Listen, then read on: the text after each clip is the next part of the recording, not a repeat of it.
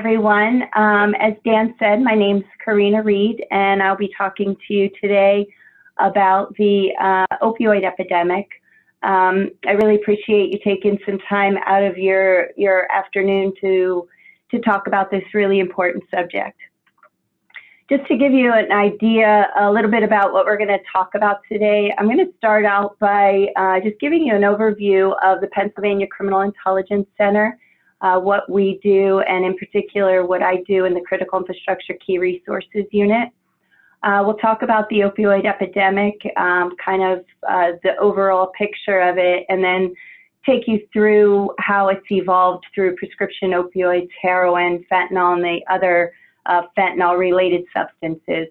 We'll talk about some handling precautions and the really important naloxone overdose reversal drug, and then how we in Pennsylvania are fighting that threat. I just like to apologize up front for my voice. I'm going to be taking a lot of sips of water during this.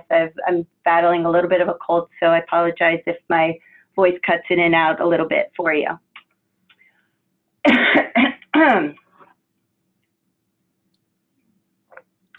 So the Pennsylvania Criminal Intelligence Center is the Pennsylvania State Designated Fusion Center. We were established in 2003, and our primary responsibility really is to share information among criminal justice agencies all throughout Pennsylvania, and then at the federal, state, and local level.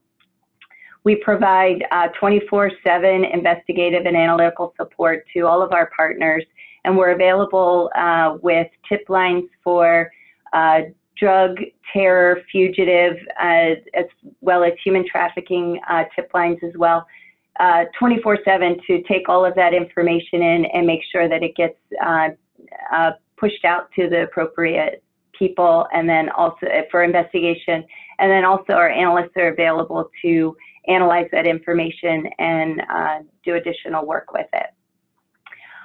All of our, we have a secure website that we use to communicate with law enforcement community.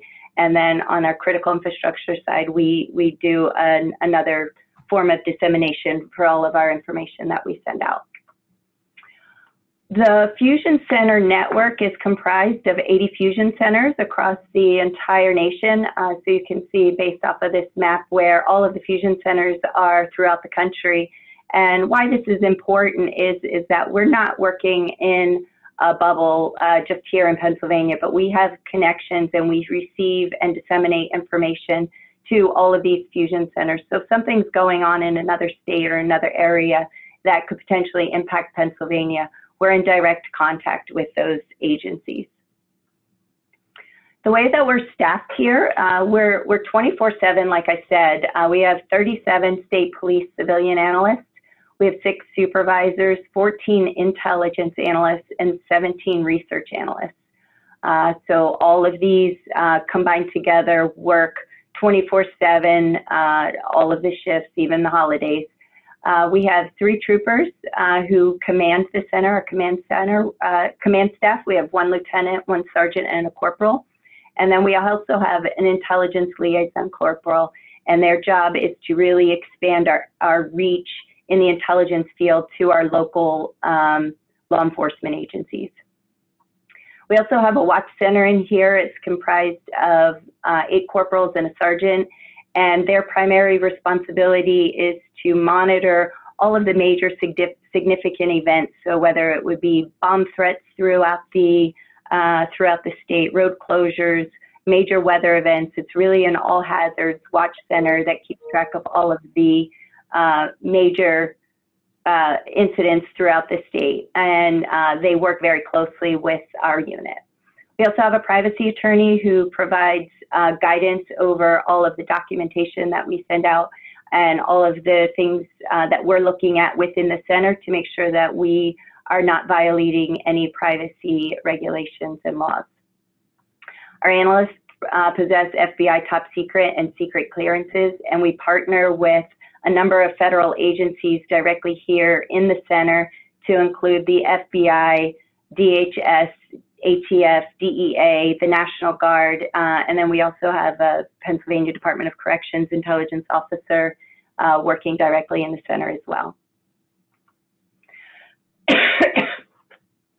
This graphic just gives you a quick overview of, how we've increased the amount of work that we're doing within the center and the requests for information that are coming in. The green and the purple lines represent the requests and the products. And the products are really, anything from assisting with a homicide investigation and helping investigators either identify a suspect or potentially in court help create the timeline of events that led up to the homicide, to a traffic stop and a trooper needing information regarding, an active threat group or a person that could potentially cause them harm. We also have domain-specific analysts. We're broken up into several different units. We have a threat analysis unit, and their responsibility really is to keep their finger on the pulse of what's happening with the Pennsylvania hate groups and sovereign citizens, anti-government extremists, outlaw motorcycle gangs, street gangs. They're really keeping an eye on what's happening in the state, and then also what's happening nationally and how that impacts our state. We have a drug analysis unit, which was my former unit, and we really we monitor drug trafficking and usage trends, concealment methods. We did large-scale drug trafficking organization investigations and helped our troopers with identifying additional folks in a larger scheme of an organization.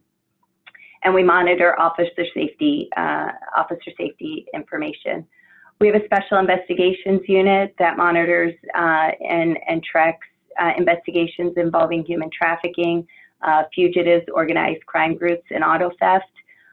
We have one unit dedicated specifically to case support. Although all of our analysts do case support, we have one unit that really focuses and sort of is they're experts in all of the software that we use to assist in all of these investigations. And then we have my unit, which is the critical infrastructure and key resources unit.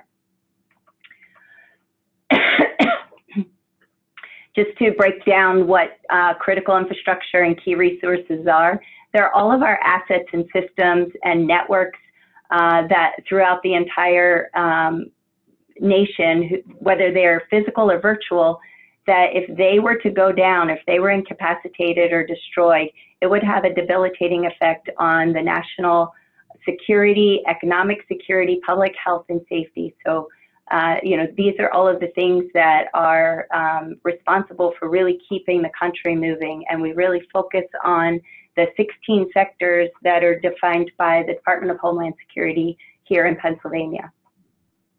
So really what our job is we're providing the public and private sector with timely, accurate information relating to the protection of infrastructure and resources in the Commonwealth.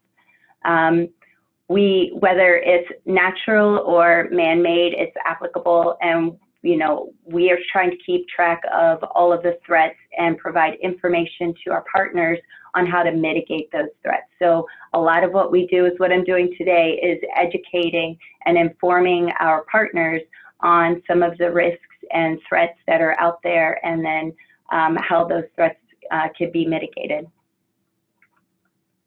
These are the 16 critical infrastructure sectors, and I just share this with you in the following slide. This is our subsectors. I'm going to give you some information at the end of this presentation. If you'd like to receive information from us, we break out our dissemination. So, if you're not interested in cybersecurity, you don't have to receive everything that we send out. We send a lot of cybersecurity information out, but we also send information out to the health sector, or in your case, commercial facilities, public assembly. We might be sending something out that would be related to government facilities that you might be interested in.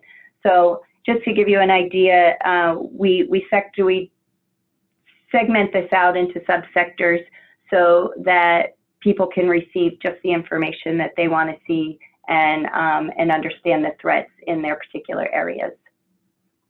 As part of our all hazards approach, we also work directly with all of these state agencies within Pennsylvania, and all of these agencies have a seat here in the Fusion Center. So Department of Agriculture, Office of Administration, Labor and Industry.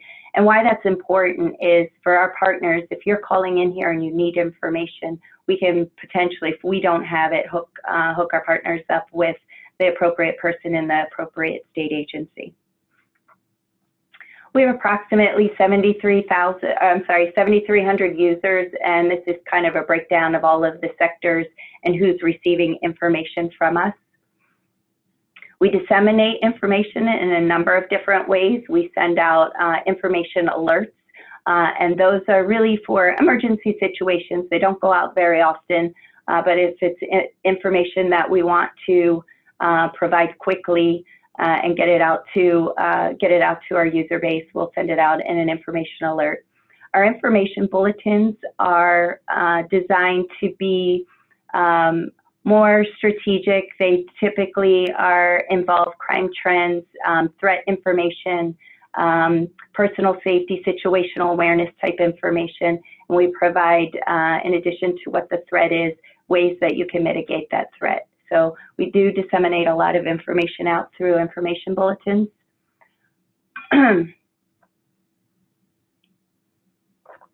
We also disseminate 2 monthly reports. We do a cyber report every month that breaks down all of the cyber information technology news and cyber threats that we are seeing throughout that month. And then we also disseminate a monthly sector report that is broken down by each sector. So if we see any threats targeting the chemical sector or information related to the dams or the water sector, that information will be in our monthly reports as well. We do a number of presentations similar to this on a number of different topics, and this is just part of our outreach and our education. And you can see some of the topics and some of the things that we go out and talk about. I'm going to play for you now. We're going to get into the opioid crisis now. I'm going to play for you a video that was created several years ago, but I like this video a lot because it gives you a really good overview of how this crisis started and really how it has evolved over time. And I think it'll be a really great lead into the rest of our presentation. I was running down in the middle of the night to get some water, fell down the stairs, landed on my back on the wooden floor. What started for me was pot, and just progressed into how basically. Weed didn't do it for me, but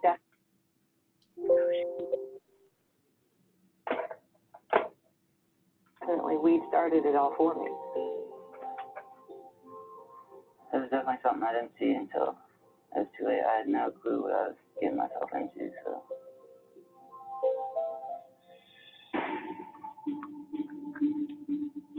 Started taking 3 at a time, and then I was taking 4 at a time, and then I started taking. I became addicted that day. When you're getting high, it's not just a drug. You're hooked. $500 going And she was a convicted felon at the age of 18. I had maggots in my leg, turned to prostitution. Stealing from my family. Married, mother of 3, and I'm They're flipping. gonna take you to hell and back. It's not just a little pill. It takes control of you. Right, so I use heroin. Same heroin that just killed me. You can't go back and say I'm sorry. And it will win. It will get you. Her sister found her. Died in her sleep. My daughter, she's dead. Being addicted to opiates is like chasing a dragon. You're constantly seeking that first high. But what's going to happen if you actually catch it?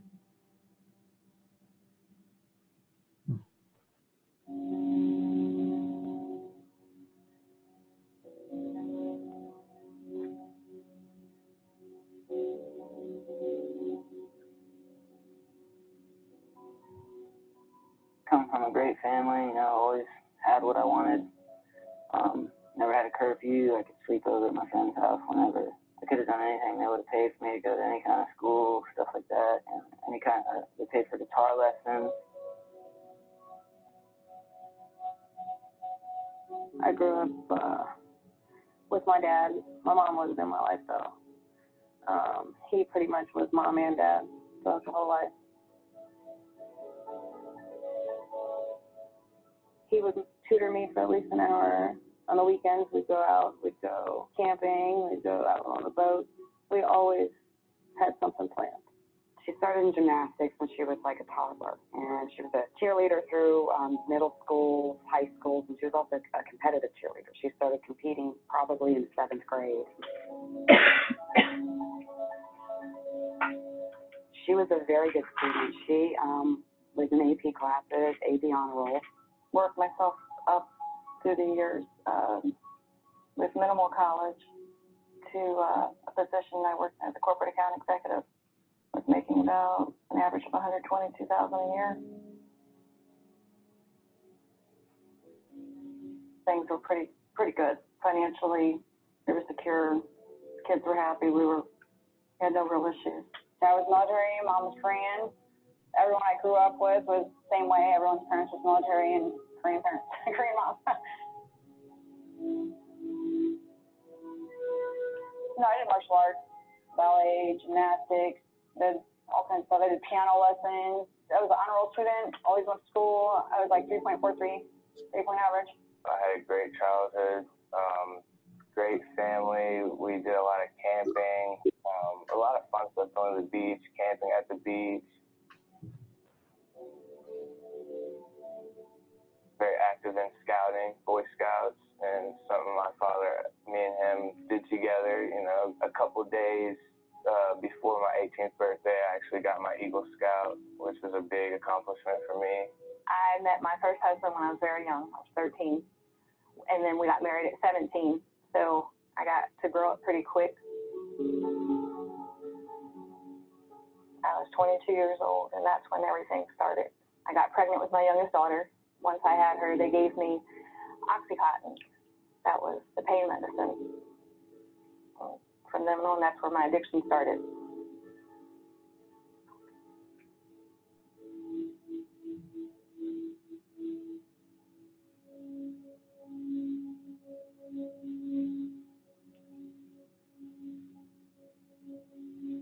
A friend offers you something at a party or at home, or you're having a bad day and you need something to pick you up, so somebody hands you a pill and says, "Here, this will help you feel better." That's how this problem always starts. I was at a concert, 15 at the time, and I was drinking a beer, so I got a possession alcohol charge. I got put on probation, and I couldn't smoke pot anymore. So there was a panic, and then somebody approached me and said, "Well, here, try this," and it was Oxycontin 80. So I'm toddling into work, and the young lady that worked there used to be a pharmaceutical salesperson. And she had some samples of things. And she said, "Katrina, have you gone to the doctor for this yet?" And I said, "No." So she said, "Well, I have these things. Take one. Not more than that. Go home, take one, you know." And I had a habit every night where I'd go home and have a glass of wine. So I went home that night and I took what she gave me, but instead of taking one, I took two because I didn't even know what they were. And took the two, had my glass of wine, and all of a sudden it just triggered something in my brain, and I would say I became addicted that day. I think the new friends had a really, really big impact on, you know, when she got to that fork in the road, you go left or you go right. And I think at that point, the friends helped pick the road that she chose. This sounds really appealing. I'm going to try that. But I guess what most people and most kids don't understand is, you know, when you try something, you're not trying it. It's your new path. I just like the feeling of certain things being high. It wasn't like I'm depressed, so I'm gonna take this to make me feel better. It was kind of like, I'm feeling good. I'm gonna try this to see if I can feel even more better. started taking 3 at a time, and then I was taking 4 at a time, and then I started taking like 6 at a time. And then I went from taking them orally to shooting them. And that was the end. I went back to the doctor a couple times and got him to refill the medicine to the amount that he couldn't refill it anymore. So then I started buying Oxycontin off the street. From there, Oxycontin started to be more expensive and harder to find. A girlfriend of mine introduced me to heroin. I could get a whole lot more for a whole lot less. And then once I shot up the heroin, that was it from there. My addiction took off, and my daughter was 7 months old when I became physically addicted to heroin intravenously.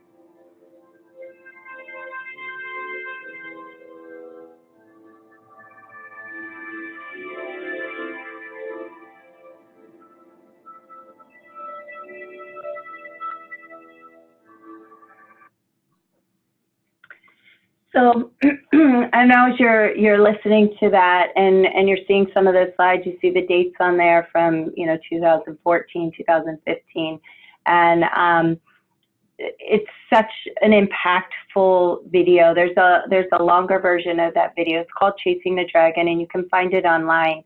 But it really is such an encapsulation of how we've seen this crisis unfold. The stories that you just heard are stories that we've heard over and over and over again.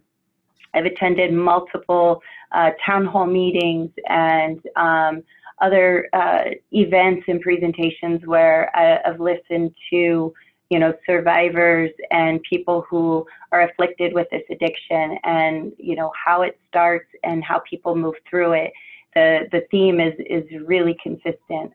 So it really impacts such a wide variety of people, and really started in a really controlled way. Although we've always had some level of heroin addiction in the country, it really skyrocketed with the introduction of some of the kind of free-for-all pain relieving pills, and we'll be talking a little bit more about that.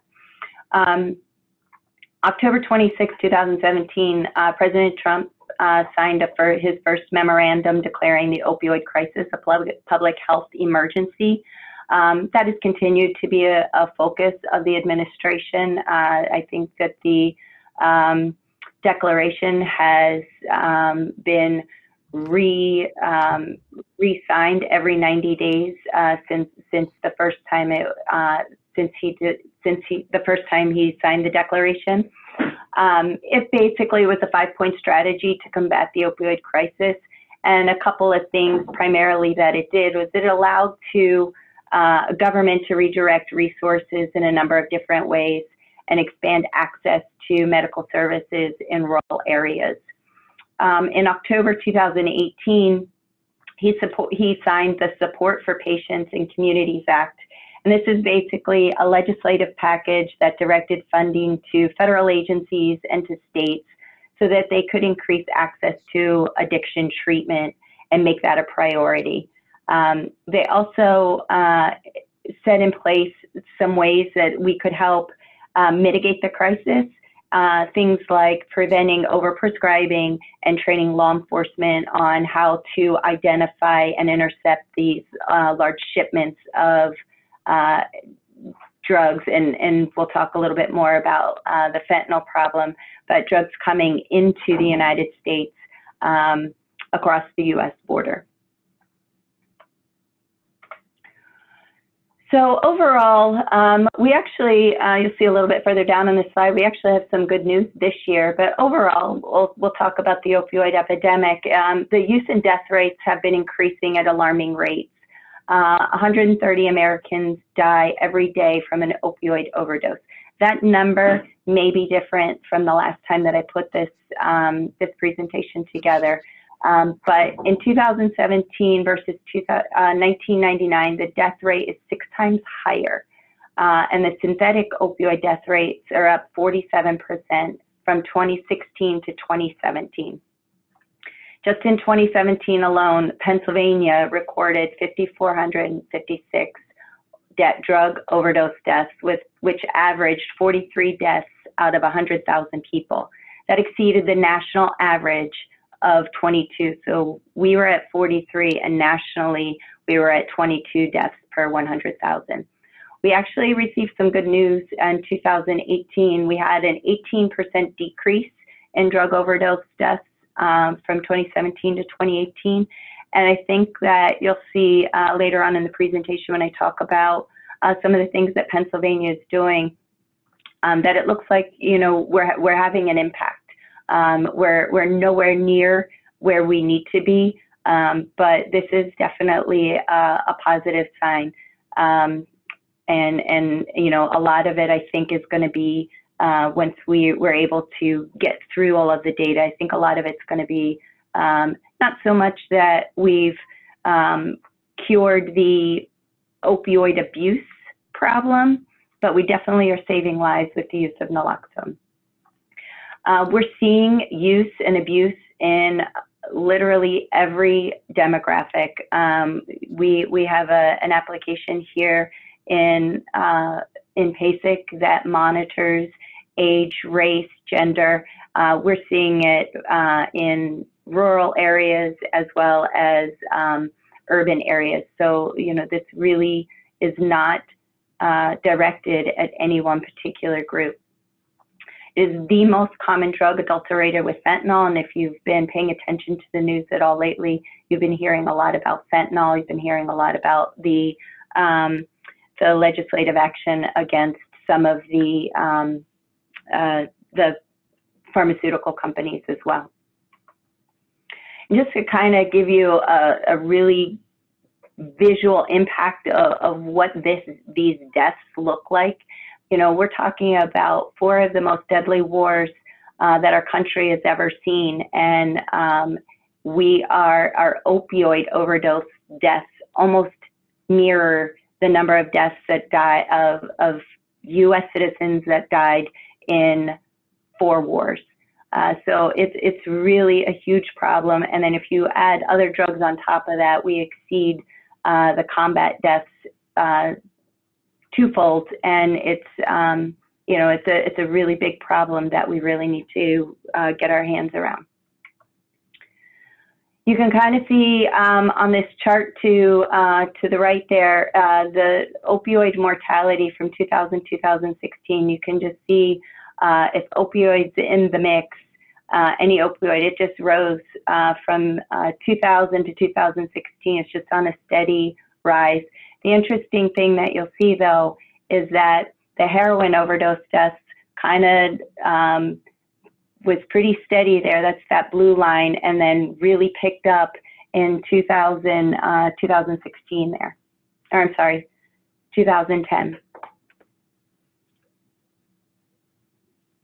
From the CDC, we learned in a report that they published in June of 2018, 1 in 7 United States high school students report misusing opioids.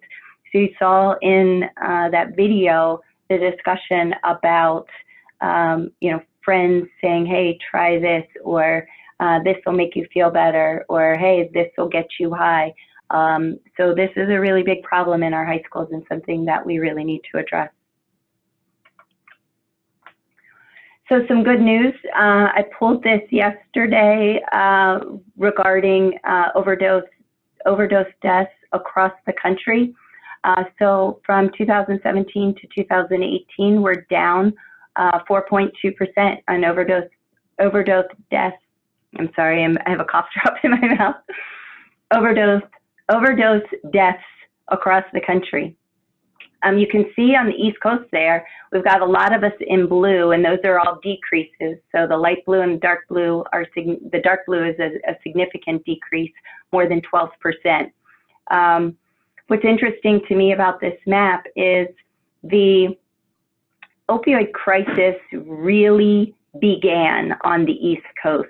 So east of the Mississippi is where we saw over the last 4 or 5 years where it really just ballooned and got out of control between the pain clinics that started in Florida and just kind of moved up the coast. That is where the opioid crisis really began. And so now we're seeing west of the Mississippi, you can see some of these pink and red.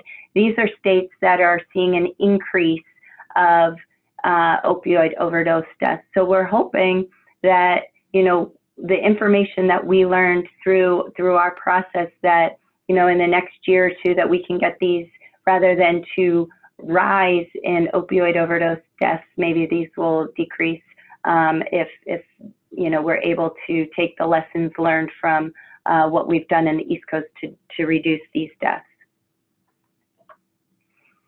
So heroin and opioid overdose are still the leading cause of accidental death in Pennsylvania. That has not changed.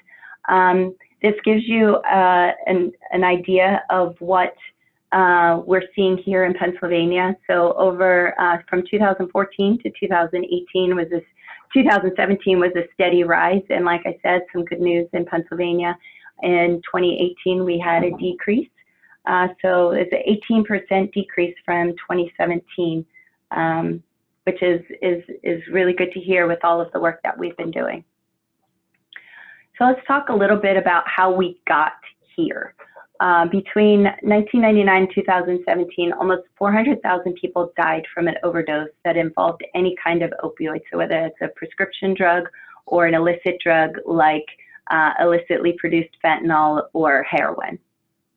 The rise in the opioid overdose deaths can sort of follow this a wave of three waves of how this sort of was introduced to society. The first wave began with overprescribing of prescription opioids. Like I said, we had the pain clinics, pain management clinics, and we had doctors who were kind of duped by the pharmaceutical companies and told that these were not addictive substances and no person should be in pain, and they were really pushing. So they became, the pharmaceutical companies and the doctors by proxy became drug pushers. They became the drug dealers initially, and getting all of these people hooked onto prescription drugs, and that has been increasing since at least 1999. Second wave began around 2010, when what was happening was, with the prescription opioids, people were having trouble affording. They were hooked on the opioid, but they could not afford, or the doctors started to wean them off of the drugs that they were prescribing. So they started to switch to heroin. It was cheaper, it was easier to get, and they found that they were getting a quicker high by injecting the heroin. So we saw a rapid increase of heroin overdoses in the 2010 timeframe. And then around 2013, we saw another significant increase, and that was relative to synthetic opioids. Fentanyl in particular started flooding the market. And again, on the East Coast, east of the Mississippi River, we typically see white or a light colored heroin sometimes, and I'll show you some pictures of some of the different kinds of heroin, but it was easy to adulterate the heroin with fentanyl. People didn't necessarily know that they were getting fentanyl because it looked the same. And so fentanyl really became a problem, not only being mixed into heroin, but it was also pressed into pills and made into tablets. And has also been, we've also seen it mixed with a number of other drugs to include cocaine, which is a problem. This is just a graphic to kind of show you what these three waves look like. So you see the purple line is sort of our steady line of prescription opioid overdose deaths. It's steady increasing. It starts to decline here in the 2011, it kind of peaks, and then it starts to drop and then sort of level off. But you see where the heroin rise really picks up in 2010, and then, of course, our fentanyl rise just skyrockets off the page in 2013. So we'll talk about the prescription opioids first.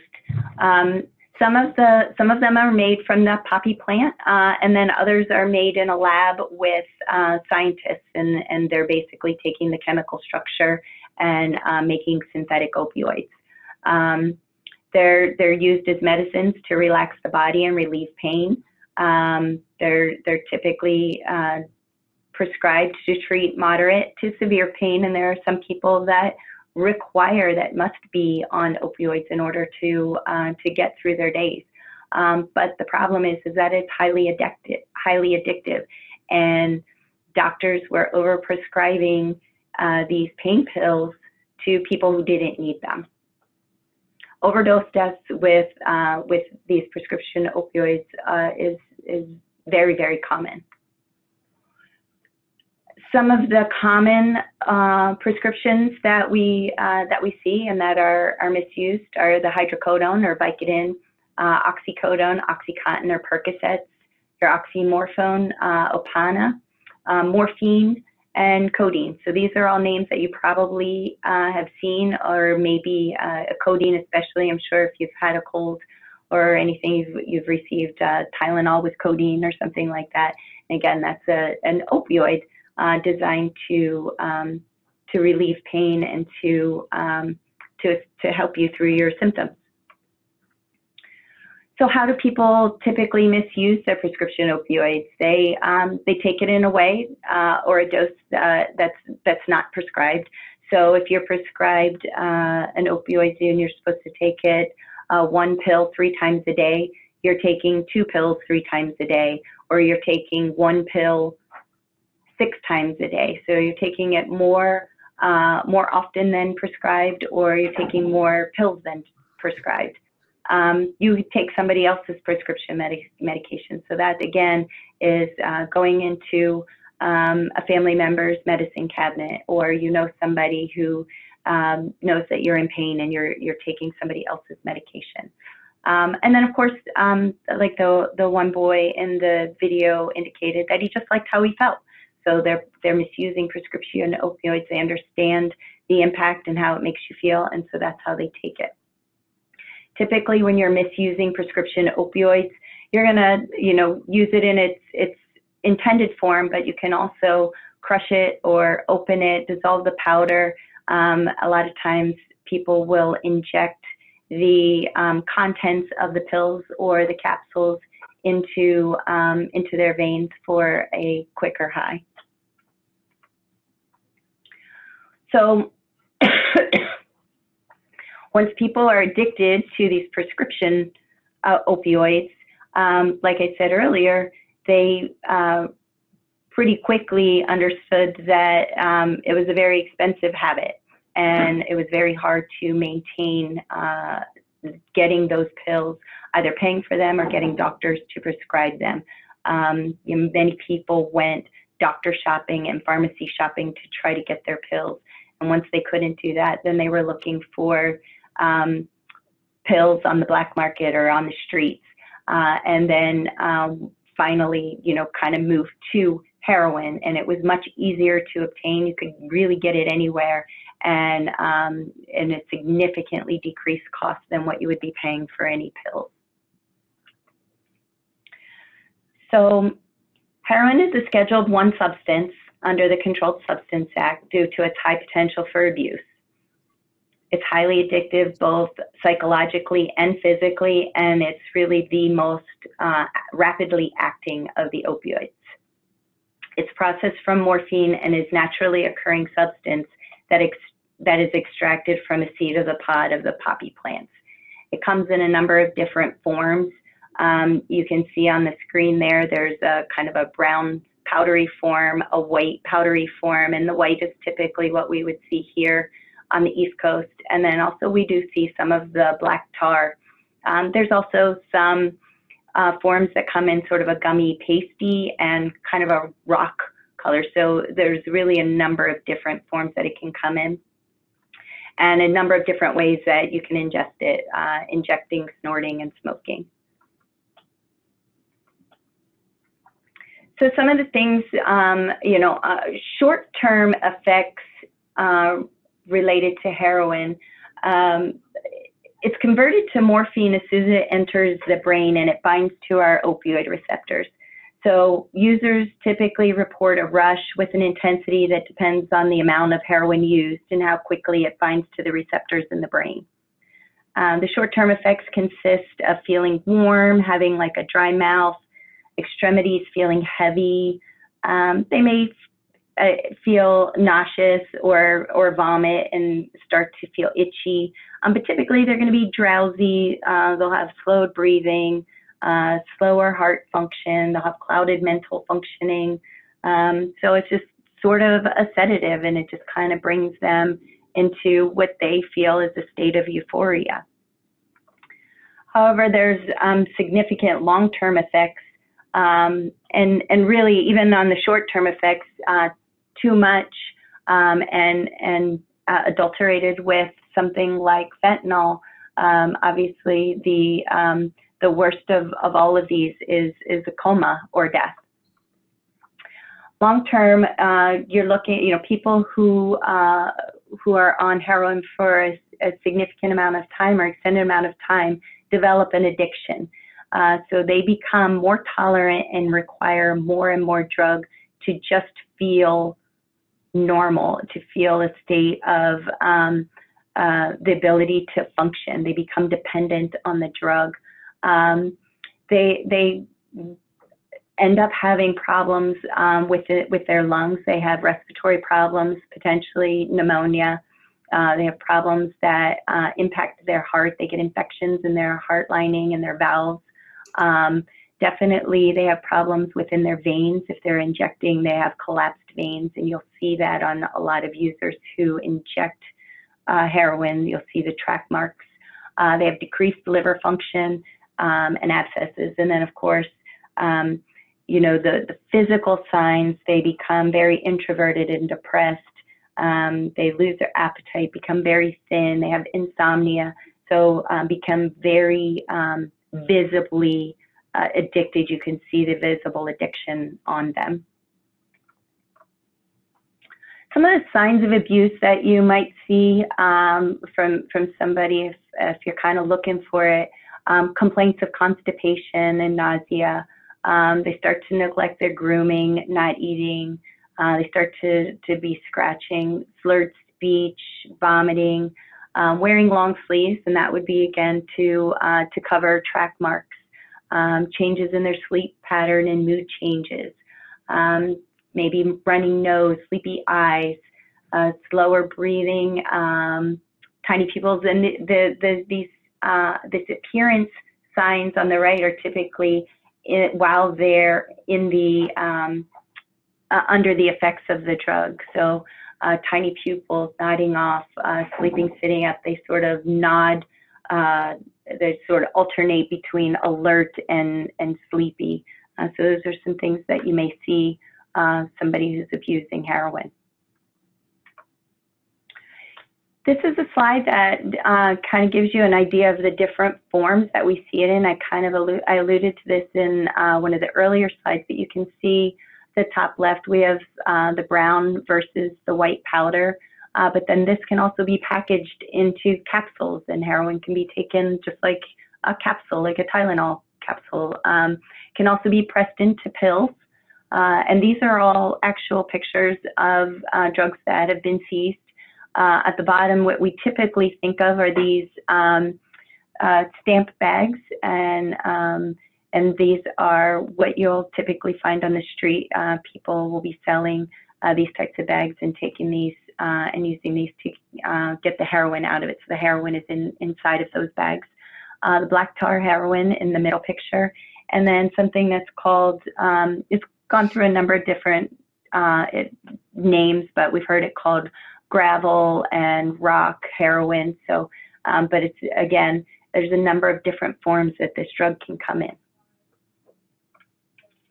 These are just some pictures of some of the stamps that we've seen, but we see new stamps every single day, you know, and so law enforcement likes to try to identify cases that may be linked based off of this information. Some of the paraphernalia that you might see associated with heroin use is going to be a burnt or a bent spoon, things that you could use to make a tourniquet, and that could be anything from a belt to a shoelace to a piece of cloth, syringes, glass pipes, the glassine packages that I showed you, and they don't all have to have stamps. They can be just plain white bags, or they can also have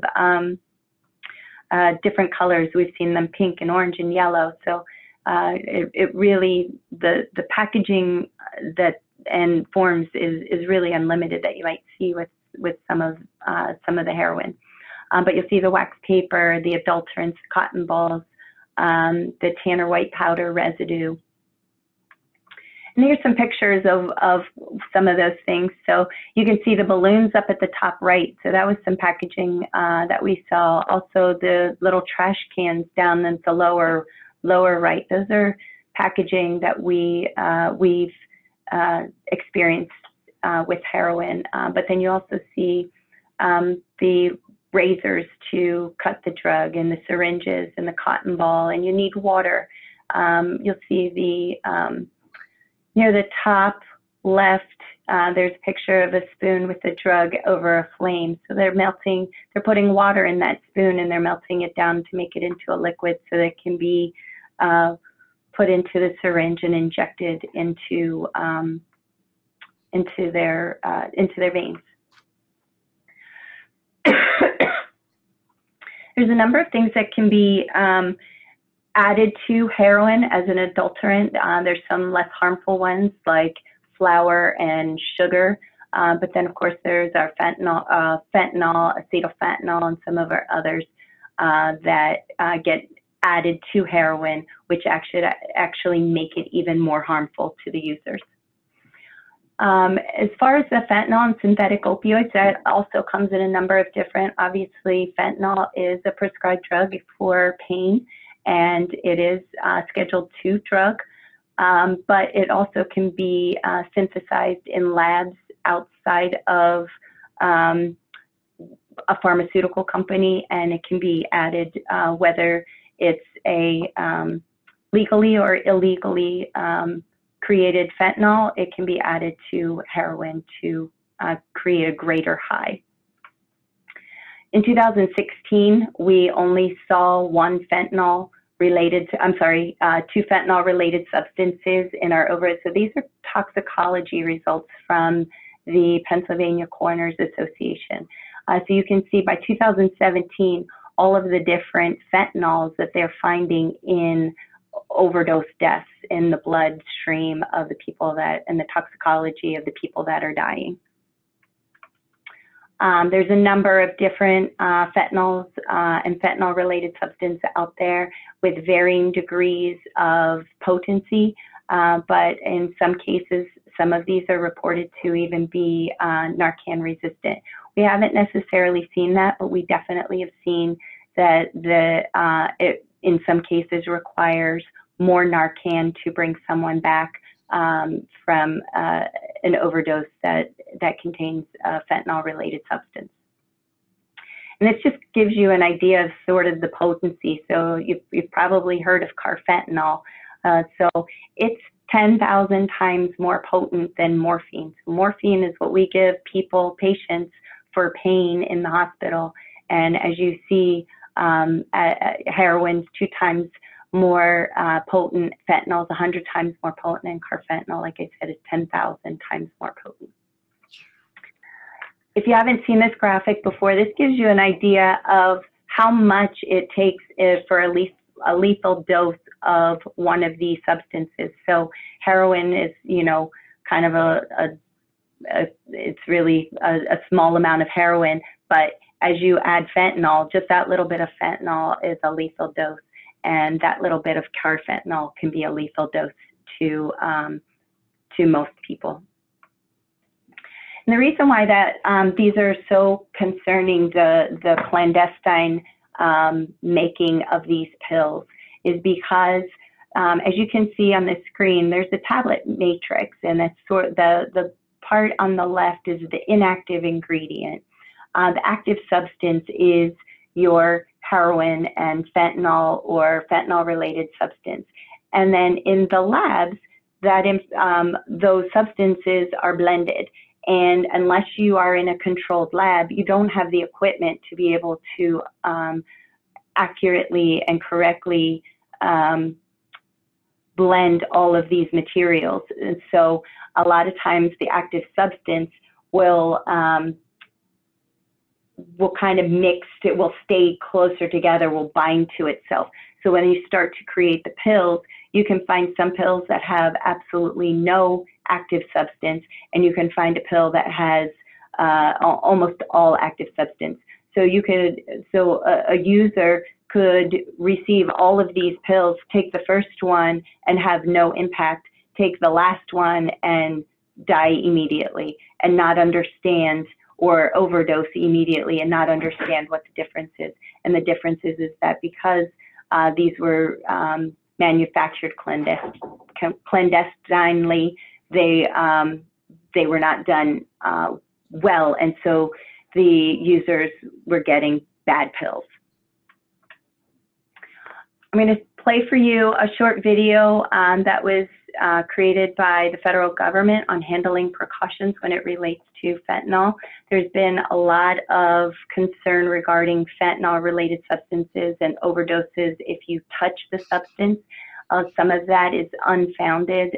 So this just gives you some really good tips on what you should do if you come across fentanyl or a fentanyl related, or something that you would suspect would be fentanyl.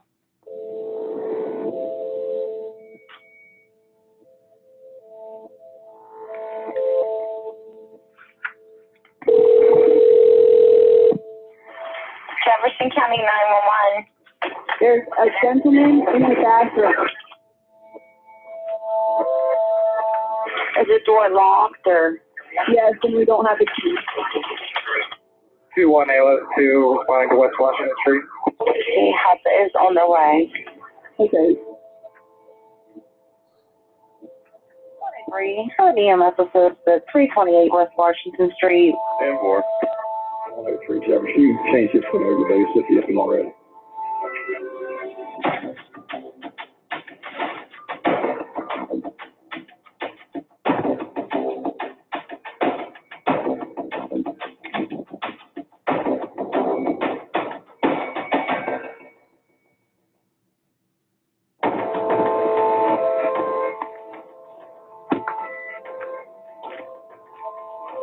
What do you want? Yes, sir. Oh, I wonder what's going on here. Go ahead and light them up.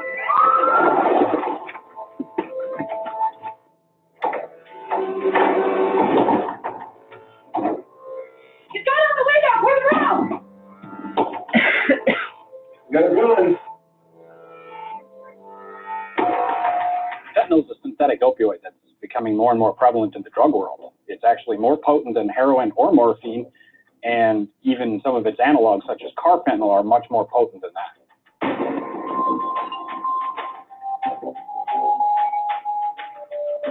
Fentanyl has been seen in powder, tablet, capsule, rock, nasal spray. The forms are always changing. What we've seen in the last few years with fentanyl is a rise in the number of deaths associated with its use.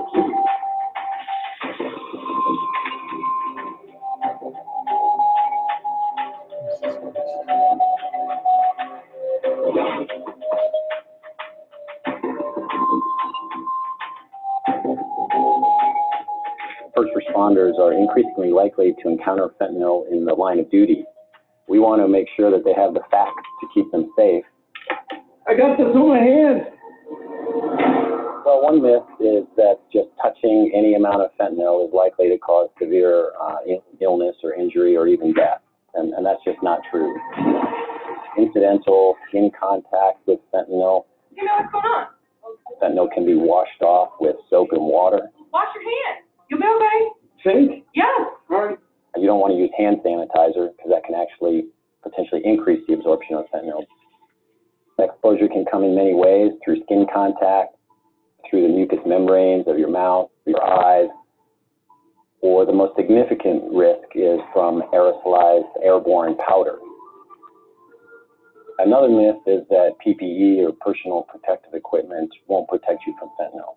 And the truth is that in most circumstances, it will offer a significant level of protection.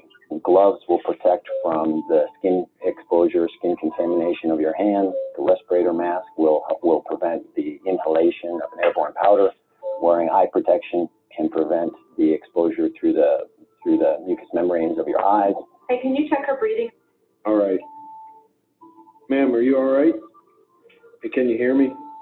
Should someone become exposed to fentanyl, some of the signs or symptoms that you would see would be drowsiness or unresponsiveness, slow or no breathing, and then constricted or pinpoint pupils.